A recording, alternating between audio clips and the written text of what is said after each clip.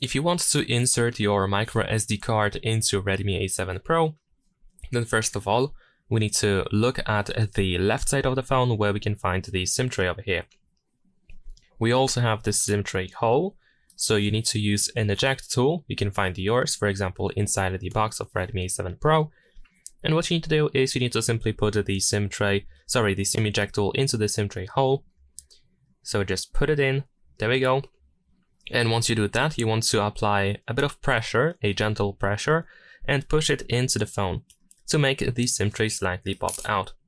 Now, if you just want to insert the micro SD card slot over here, then you do not have to remove the whole SIM tray from the phone. You can use your fingernails or fingers and just reveal the micro SD card slot.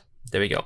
So as you can see here, there is already a part of my SIM card, but I already have SIM card inserted, so I don't need to completely take it out. Now just insert the micro SD card and push it all the way back in. And there we go. Simple as that. Leave a like and subscribe.